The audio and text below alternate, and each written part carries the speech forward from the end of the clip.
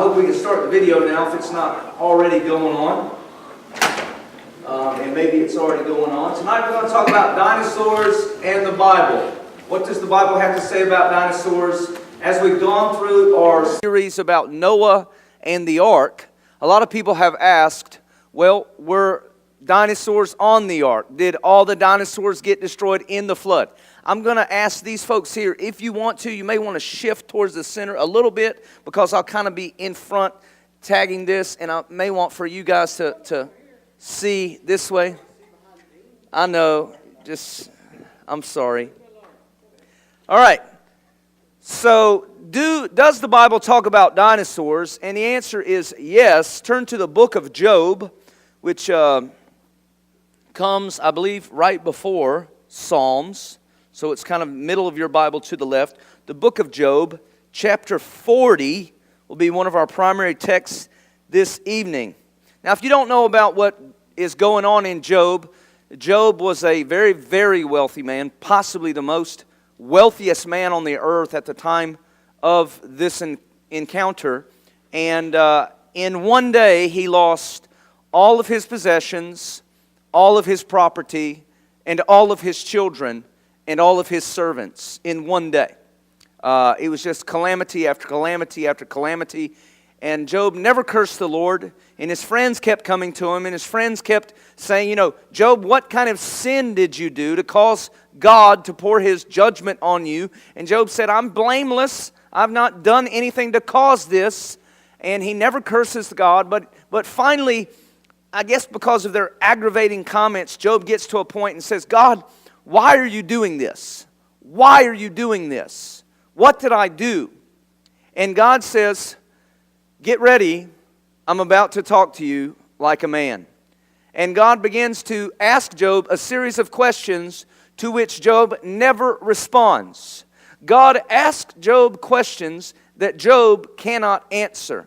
And in Job chapter 40, let's see. This is great. Starting in verse 6, it says, The Lord answered Job out of the whirlwind and said, Dress for action like a man. I will question you, and you will make it known to me. Will you even put me in the wrong? Will you condemn me that you may be right? Have you an arm like God, and can you thunder with a voice like His? Adorn yourselves with majesty and dignity. Clothe yourselves with glory and splendor. Pour out the overflowings of your anger and look on everyone who is proud and abase him. Look on everyone who is proud and bring him low, and tread down the wicked where they stand. Hide them all in the dust together. Blind their faces in the world below. Then I will acknowledge to you that your own right hand can save you. Now your translation may say in verse 15, can you behold the behemoth, or look at the behemoth, or consider the behemoth? Does everyone see that in your translation in verse 15? That word behemoth?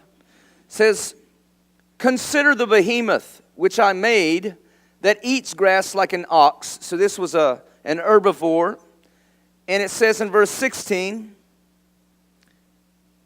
behold, his strength is in his loins, and his power is in the muscles of his belly. He makes his tail stiff like a cedar. That's verse 17. Or its tail sways like a cedar tree. The sinews of his thighs are knit together. Verse 18. His bones are tubes of bronze, and his limbs like bars of iron. So God is telling Job, I want you to look at this massive creature that I have made. Behold its size. God says, look what I have made. The strength that is in his loins, the power in his muscles of his belly, his tail sways like a cedar tree. Now, a lot of people have considered what God is telling Job and said, well, maybe God is telling Job about the elephant. Look at the massive size of an elephant. His bones are like tubes of bronze. His limbs like bars of iron. His strength is in his belly. The only problem with the elephant is the elephant surely does not have a tail like a cedar. It's more like a willow, not a cedar. Some have considered that maybe Job, being in the areas of Mesopotamia or the ancient Near East, that he would have been familiar with the river creatures such as the hippo. The hippo is a fearsome river creature, one of the most dangerous river creatures. And it is massively huge, has strength in its belly, eats vegetation, but the hippo has a small tail. Certainly does not have a tail like the cedar tree. So the problem is we don't have any example of a large animal which has a massive tail. And what you would have to consider then is that God is telling Job about some form of dinosaur. That Job would know right offhand what the behemoth is this massive, shocking creature that had a tail like a cedar tree. Well, what dinosaurs had tails like cedar tree? Possibly the Brontosaurus. Now the Brontosaurus has a tail. I think this is in meters. So from about 10 meters to his tail probably goes to about 20 meters, about 30 foot. 30 foot is maybe a normal cedar tree. It's probably actually pretty small for a cedar tree, isn't it? I mean, there's a lot of pine trees that are a lot shorter than, or a lot taller than 30 foot. So maybe it's talking about the Brontosaurus. That's the one I kind of grew up learning about. But actually, the Brontosaurus is one of the smaller of the long-necked and long-tailed dinosaurs. The largest dinosaur that ever roamed the earth is called the Argentinosaurus. And it dwarfed the Brontosaurus. You'll see a comparison here. The Apatosaurus is roughly the size of the Brontosaurus right here. Look behind it. That's the Argentinosaurus. Can you see that comparison? In this picture, you don't even see its head. Matter of fact, you don't even see its back. That's how much longer the Argentinosaurus was than the Brontosaurus or the Apatosaurus. So we can see that there have been creatures that have roamed the face of the earth which would have had tails to the exact proportions of cedar trees. So if this one would have had a tail of 30 foot long, this one would have had a tail that would have been 75 to 100 foot long, the Argentinosaurus. And now we're seeing something which God said in verse 19, if you'll look there, He is the first of the works of God, or He is the chief of the works of God, meaning the biggest thing that God has ever made. That certainly would refer to the hippo. It certainly wouldn't refer to the elephant. It would refer to something like the Argentinosaurus. Now, most people are saying, are you going to tell me now that humans and dinosaurs were on the earth at the same time? That's exactly what we're going to tell each other. Because science has been teaching us a myth that creatures have been around for millions and millions of years. Something that I've touched on several times is if evolution were true, then you would have what's called transitional species. Transitional species means between this little dinosaur and this dinosaur, there would be 1 million species of dinosaurs in between there that we would find fossils of and dinosaur bones of. The problem is we do not find transitional species in the fossil record. We find a fossil of the T-Rex, or we find a fossil of the woolly mammoth. We don't find a fossil of the Chihuahua mammoth. Right? You see one that's this big, but you don't see his great-great-great-great-great-great-great-great-grandpa. And the problem with evolution is there would be millions upon millions of transitional fossils needed in the fossil record to actually prove that evolution was true. But we don't find it. What we do find is all across the world, animals embedded in layers of mud and layers of sediment. Some cataclysmic worldwide event that covered these animals, these dinosaurs, instantaneously. Now, not all of them, because the small ones would have went on the ark. We're going to talk about that. But what worldwide event would have covered all the animals in mudslides at one time? Can someone? The worldwide flood. Matter of fact, as we've been talking about, not only does the Bible give the account of the worldwide flood, but there's 227 narratives throughout the world that have a flood story in their ancient tradition. Every major culture in the world has a flood story. Well, what does that tell us? There was a flood. And they all agree that one man built a boat, brought all the creatures on it, and saved him and his family, and everyone died. And so, because of that, that means the big dinosaurs would have died in the flood. The little baby dinosaurs would have been on the ark. You say, well, how did Noah take all those dinosaurs on the ark, plus the animals? He didn't have to take all the dinosaurs, just 2 of each kind of dinosaurs. So, for example, the T-Rex, which we'll consider in a little bit of time, the T-Rex is a type of raptor. And from that, you get the velociraptor and all of those different variations of the raptor. They all come from the raptor family. So he would only needed 2 raptors. He didn't have to have every iteration of the raptor.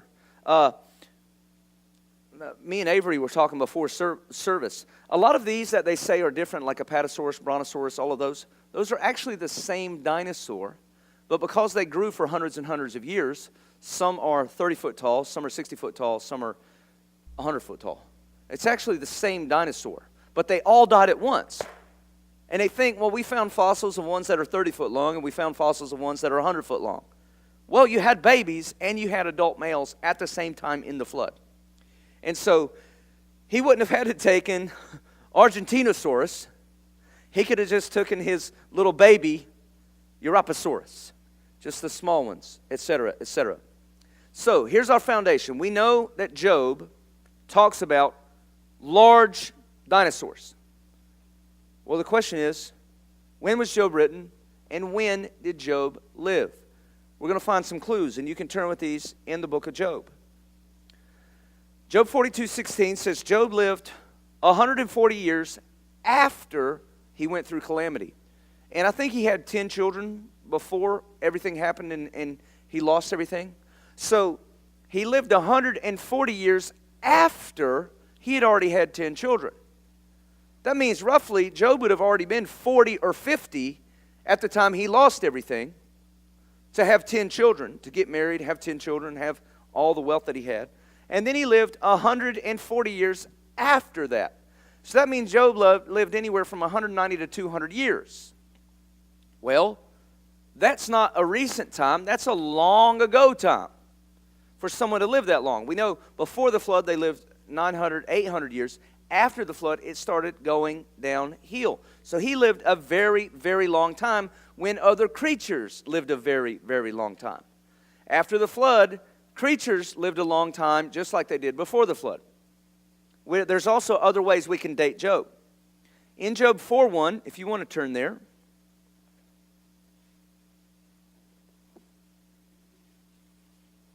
Job's friends, they come to encourage him, that actually they aggravate him. Do you have friends like that?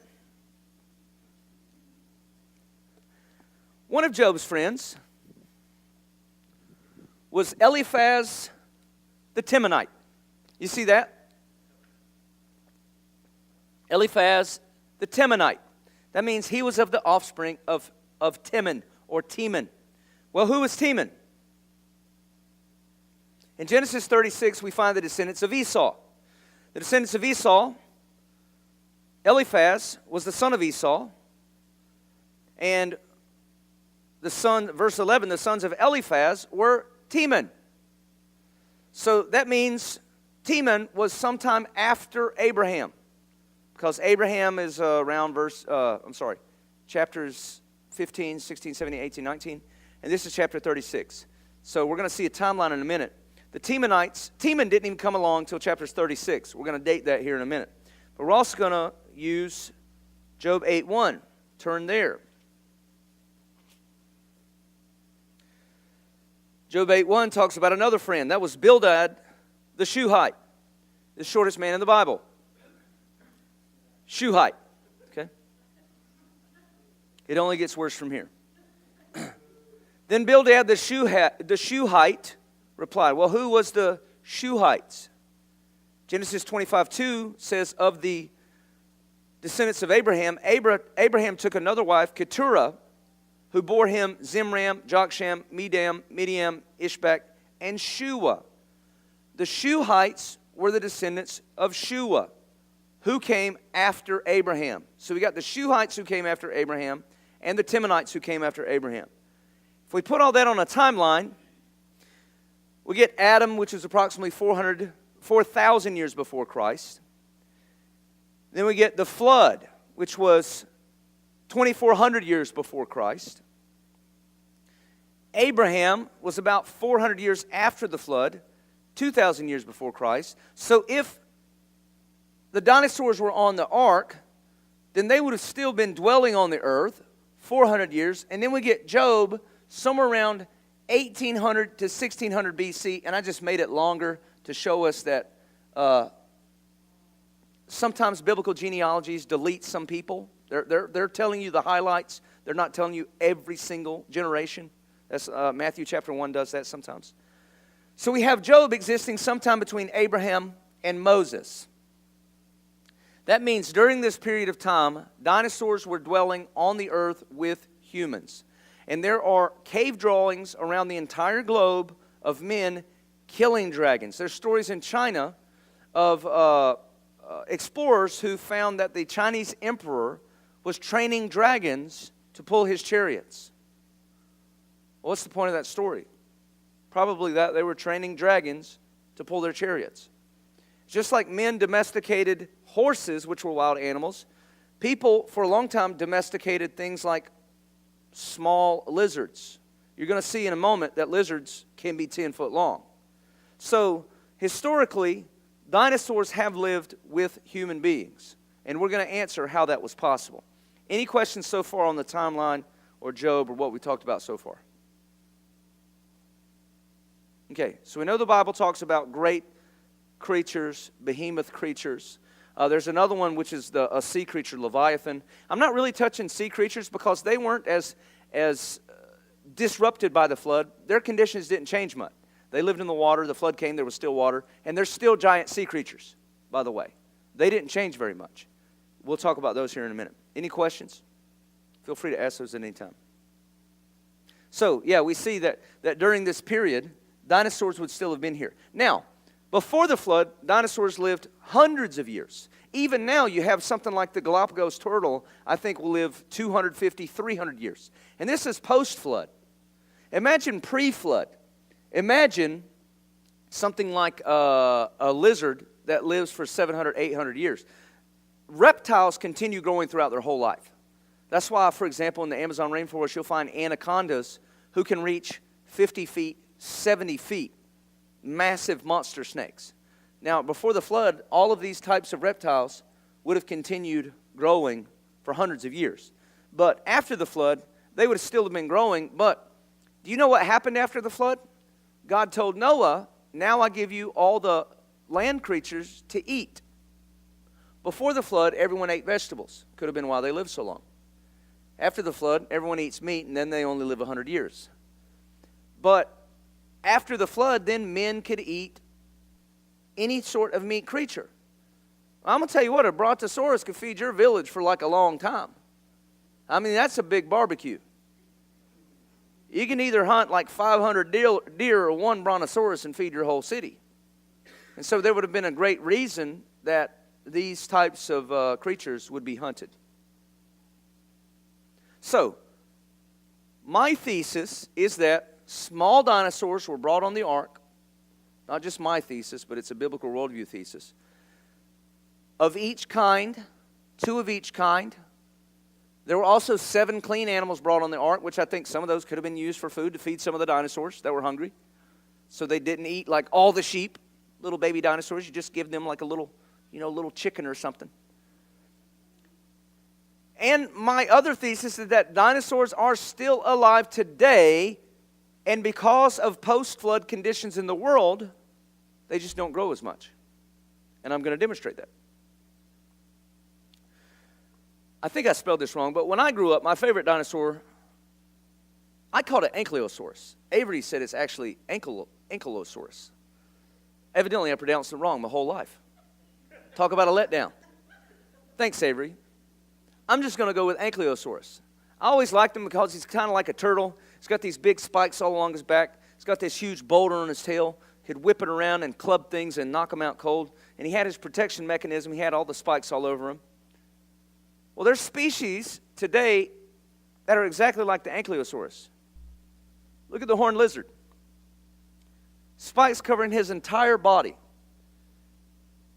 Imagine if this lizard grew for several hundred years. Imagine a turtle-sized creature with spikes all over its body. What we see after the flood is not that animals kept getting bigger, but actually animals kept getting smaller.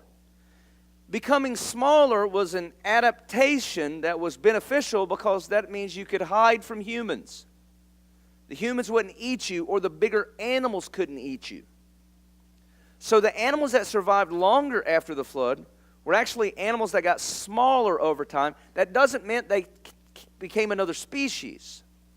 For example, we know that all dogs are related to one common ancestor of dog. Noah only needed 2 dogs on the ark. Matter of fact, all the breeds that we have today have only been bred aggressively in the last 500 years. Everything from the Doberman or Great Dane to the Chihuahua has been aggressively bred in the last 500 years. Before that, mankind did not necessarily have a need to have certain luxurious breeds. Yes, ma'am. I was just curious. You said that prior to the flood, everything grew monstrously large, correct? Yes. So how does the greenhouse effect play into that at all? Or does it? It was because of the greenhouse effect. So why did things grow smaller afterwards? Because the flood would not disrupt the greenhouse effect, because that is outside of where you would find rain. Okay, so here's what the greenhouse effect did. It was a troposphere of water that made growing... Why do things grow better in a greenhouses? Because it's a controlled environment all the time. Plants grow continually in a greenhouse. There's no seasonal changes in a greenhouse like there is. Once that greenhouse effect removed, that means you have vegetation that now changes. That means that these land-dwelling brontosauruses can't eat leaves 365 days a year. At some point, they go hungry. And these adaptive changes meant that once that greenhouse was gone, the vegetation was gone. Think about this also. Everything that was destroyed in the flood meant that the trees would have been destroyed in the flood. The vegetation would have been destroyed in the flood. And this is why you see a change from, here's why the Brontosaurus had a neck that was 100 foot long, because it could reach up to trees that were 100 foot tall. All right? If all the trees were destroyed in the flood, then who went hungry first? Probably huge, long-necked animals that weren't conducive to feeding on grass, like the horse or the cow or things that we still have today. So, yes, that's correct. And that could have come, see the waters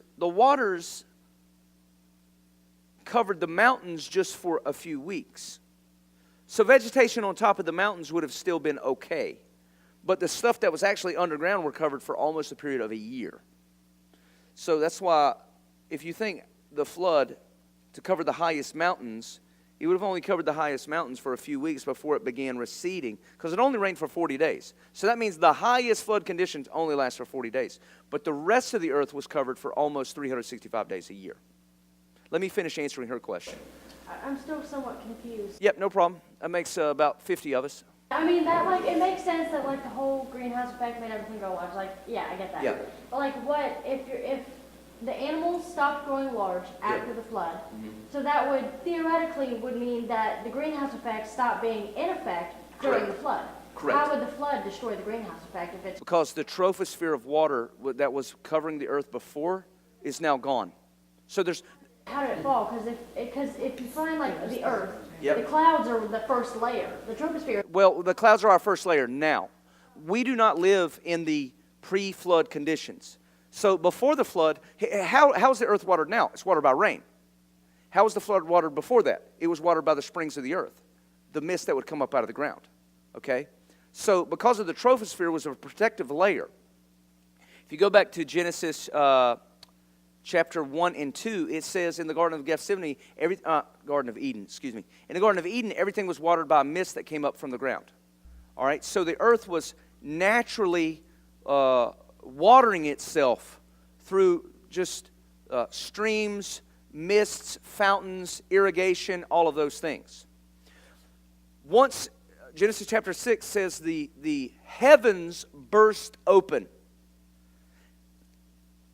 There's not enough water in the clouds to rain for 40 days on the entire earth. The only way that was possible was for there to be a covering of water on the entire earth. So here's what I'm going to say so I can get through the rest of it. Hold on to that question. We'll continue going and say, before the earth, there was a greenhouse effect. All the water fell. That's what made the flood happen. And after the earth, conditions are different. And I'll hope to demonstrate that as I keep going. Okay. So as we said, Ankylosaurus, you have species like the horned lizard that replicates it very well. Everyone heard of the Triceratops, right?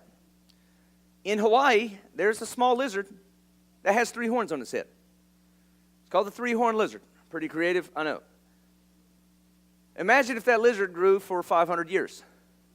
That would be a big 3-horned lizard. And those still exist today. T-Rex, everyone's familiar with it? It's got these small recessed eyes and this huge beak-like mouth. Check out this species that exists today. The shoebill is a bird that proportionally looks like a dinosaur. And actually, scientists now say that birds are descendants of dinosaurs. Birds got smaller over time, but they maintained their proportion relation to their ancestors. I've even read that dinosaurs were covered with feathers, but feathers don't fossilize, so they don't really know what they look like. Again, this is the shoebill. You see this large protruding jaw? Check that out. That looks like some movie, right?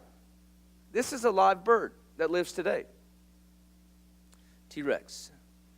Check out the feet of the T-Rex versus the feet of an emu. Emu is one of the largest birds still living today. Look at these long clawed feet and these long clawed feet. I'll tell you, when I started realizing that birds were like dinosaurs, whenever I started raising chickens. And I saw the claws on this rooster. And I was like, man, this thing looks like a dinosaur. It looks like the things you see in the movies. And then come to find out, even scientists are saying birds are dinosaurs that continued living. They're the ones that didn't die off.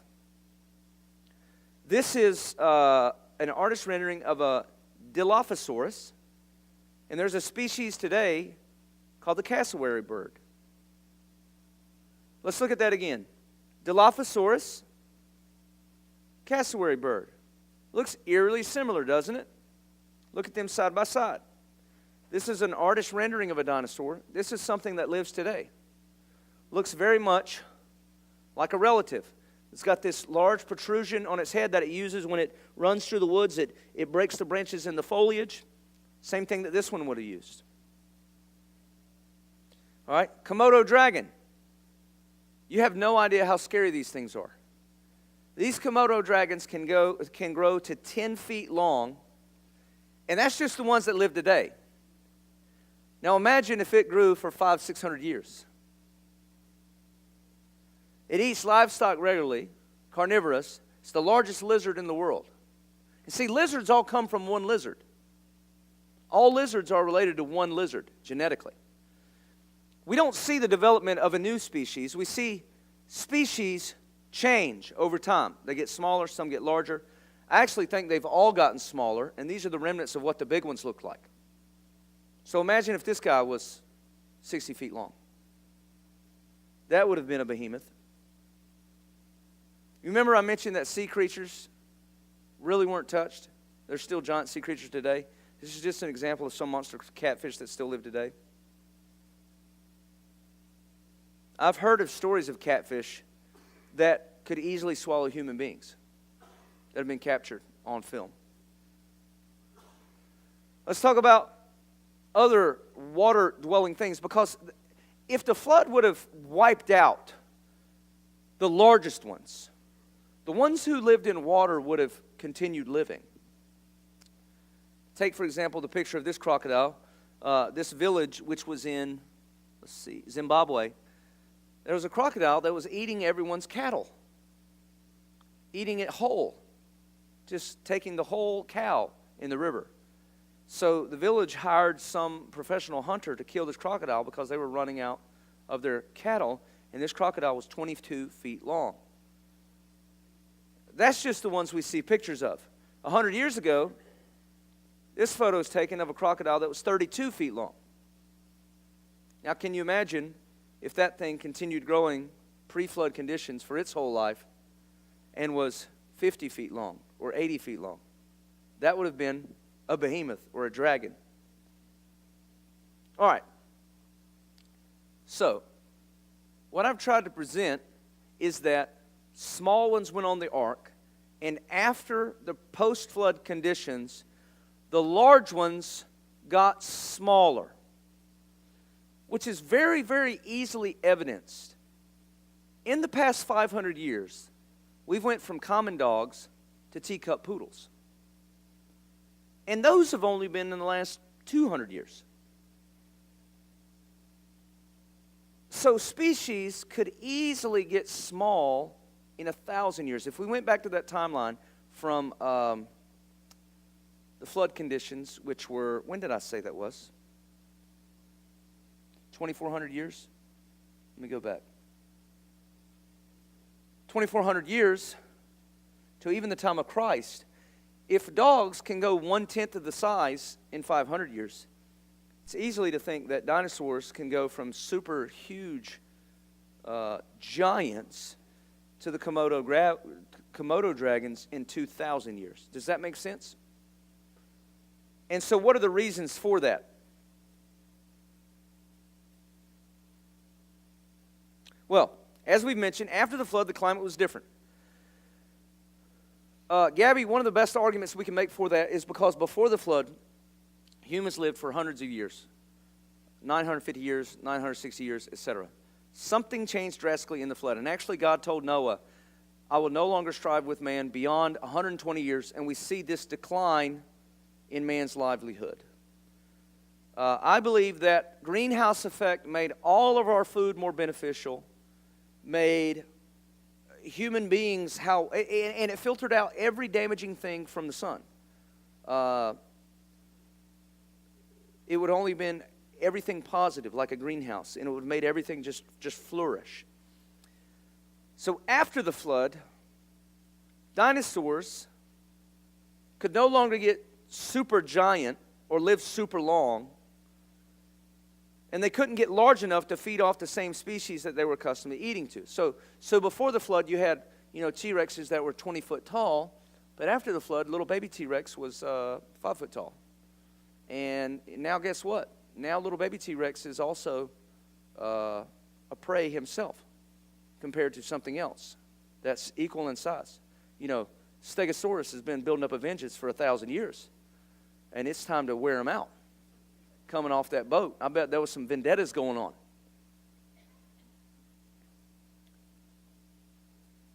The younger ones would have been taken on the ark. Oh man, I forgot to include pictures of the Stegosaurus. I'm going to have to show you guys that in just a minute. All right. The younger ones would have been on the ark, and there would not have been giant ones eating all the other ones. That means the smaller ones would have easily survived after the flood because all of their huge predators were not as much of a threat after the flood. Yes, ma'am. I'm also confused somewhat. If you said that there's no transitional species between Yes. one dinosaurus between another dinosaurus. Species. Okay, so Yes. how do we have no transitional species between the T-Rex and the rooster? Because if they're two completely different species, okay. one's Here's a gonna be mammal, one's why. a reptile, so Let me answer that question. Okay, go ahead. Because there is no fossil record. Fossil records only show what happened at one time. And entire species don't change into new species. So what I'm saying is birds are not a different type of species. They're the same type of species. So why is it considered a mammal now, but it was a reptile before? We don't know what the different dinosaurs were. And actually, there's a lot of information that says a lot of the dinosaurs were actually birds or bird offsprings or were covered in feathers. The thing is, were you here when I told that story about me calling in to the paleontologist Homer Hickam? Did you hear that story? Okay, let me tell that for this group. Everyone's seen the movie October Sky about the NASA scientist Homer Hickam. He was literally a rocket scientist. Once he retired from NASA, he became a paleontologist, which means he studied bones and dinosaur bones. One time he was on a radio show in Greensboro, and they said, call in with your questions. I'm like, okay, I'll dial the phone. I was the first caller. And they were like, hey, this is Homer Hickam. I said, hey, I had a question. I said, if the fossil record shows species for millions and millions of years, like evolution says, why don't we see transitional species? And here's the answer he gives me. He said the fossil record only shows what was captured at short periods of time. Okay? And so, because there have been short periods of time between the dinosaurs and now, you don't have that many fossils. If evolution were true, it would be 70 million years. Because here's what we claim. We claim dinosaurs were here 4,000 years ago. Atheists claim dinosaurs were here 75 million years ago and have evolved to the chicken bird. So the burden of proof doesn't rest on us to provide the fossils. The burden of proof rests on people who says that it's taken 70 million years for them to change gradually over time. And Jesse, you also got to remember all the pictures you see are just artist renditions of what they think it looks like. Correct. Yeah. And they're also somewhat confused on what type of species they were. So to give you a short answer to your question, what we as Christians affirm is that kinds continue changing into those kinds.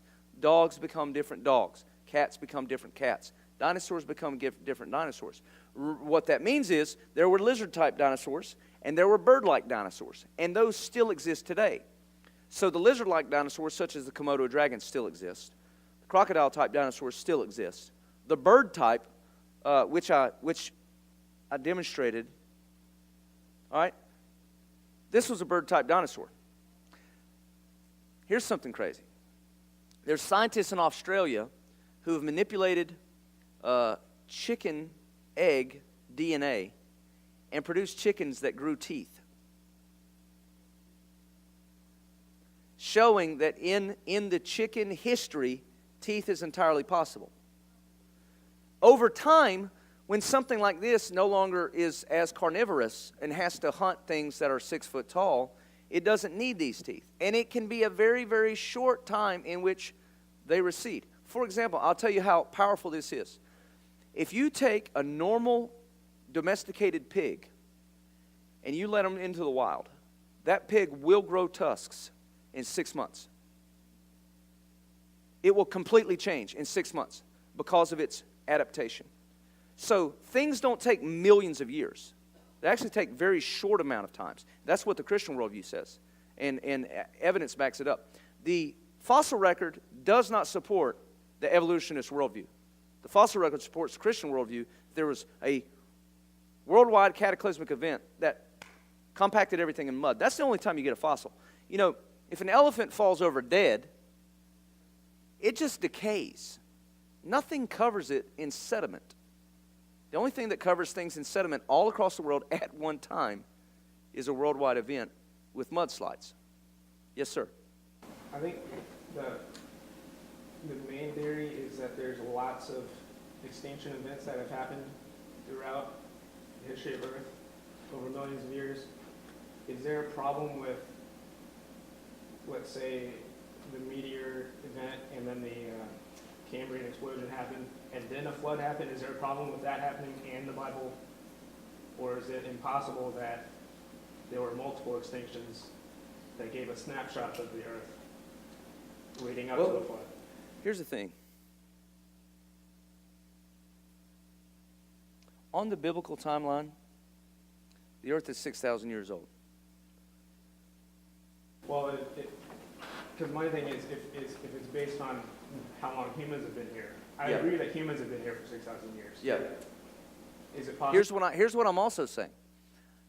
For example, and I didn't have time to present this too, there is a scientist, a paleontologist, who discovered triceratop horns with soft tissue in the fossil, meaning that it was not petrified over millions of years, meaning that this was a recent event within a few thousand of years. When he published his research, the academic community refused to allow him to be a professor at any of their universities because they said, what you found does not support our theory.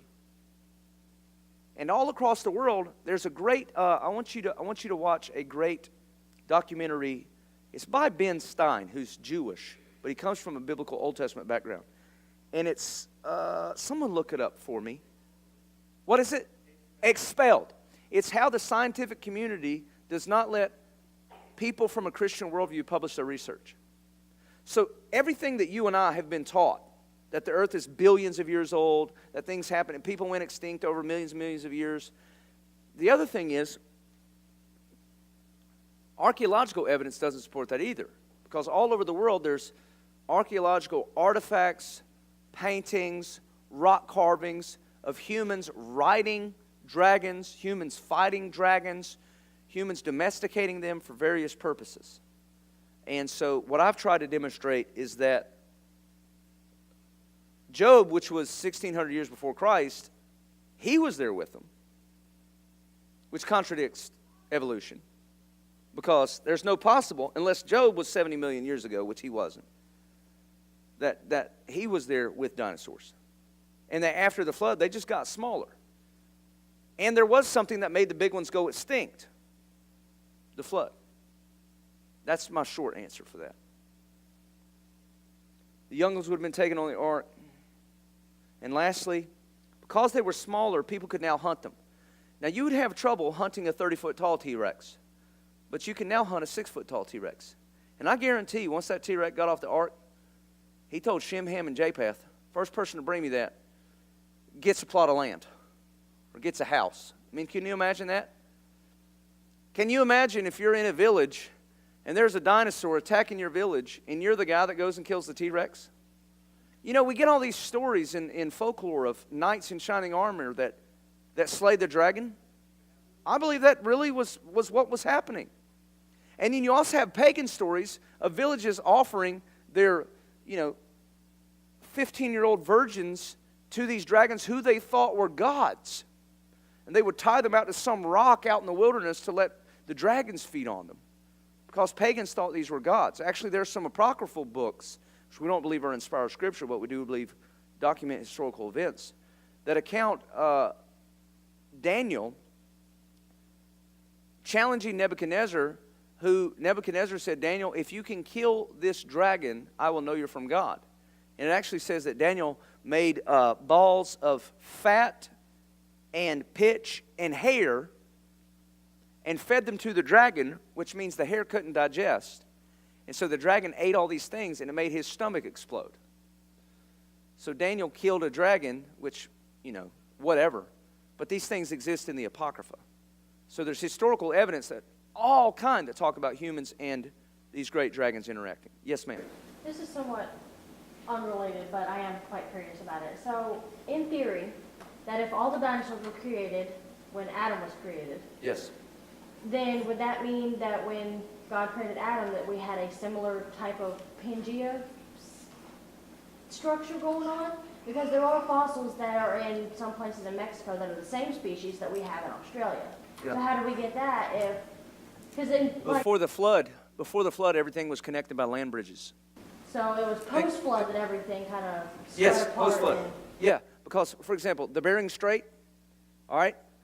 When you had all the water that's now in the oceans covering the earth, you could walk anywhere. How did humans exist all across the world before there was sailing technology? Because humans could walk everywhere, right? Actually, they've been sailing everywhere for a long time. But anyway, my point is, before the flood, everything was connected. Great question. Anything, closing question? Yes? Like with science, like they don't, all they want to do is like take God out of the sun. Correct. Yeah, the whole They might presupposition. put in all these fake things to Right. deceive mankind. Yeah. Mm-hmm. So give it credit for that. Now, John, to answer your question, they don't know what the event was. They have theorized it was a meteor event or a, what was the other thing you said? Well, yeah, but they know that there's been multiple extinctions that have happened. They don't know what caused it, but they know that there's... The problem, and my question to you is, how do they know it? Because carbon dating has been proved to be faulty. They don't know exactly how old it is. And they keep saying it's older. So in reality, they don't know when all these events happened. We'll follow up that more in a little bit. Okay? Last question. To answer that question, with the sediment, with the flood, mixing it all together, Yeah. you're going to have different layers anyway. Yeah. So it's just going to be one event. Yeah. Yeah, I mean... Other than Sodom and Gomorrah, we got just right that. And furthermore, John, not only does it say the heavens burst forth, but it said the oceans of the deep burst forth. What does that mean? Tectonic plates are rupturing, volcanic eruptions happening everywhere, everything's crazy going on. The springs of the deep burst forth, water's coming up, water's coming down. There's sediment, there's ash, there's lava, all covering different things different ways. In fact, they believe that the earth tipped a little bit on its axis. Because of that. It was so catastrophic that the earth actually tipped on its axis. Yeah. Because of the water. Of course, we know as water sloshes back and forth. Yeah. You know, anybody that's carried a... And isn't there evidence of the magnetic poles changing? In the rocks, they can see rock formations where the magnetic poles were different, and something caused it to change. It's amazing. All right. I know we're over time. I hope it's been interesting. And I hope you can see that what Christians believe is not anti-scientific, but is supported by science. It's supported by science that does not come from a presupposition that God does not exist. You can read science that God does exist. Check out that documentary, Expelled. Maybe we'll watch it sometime. Pastor Dave, will you mind close us in prayer?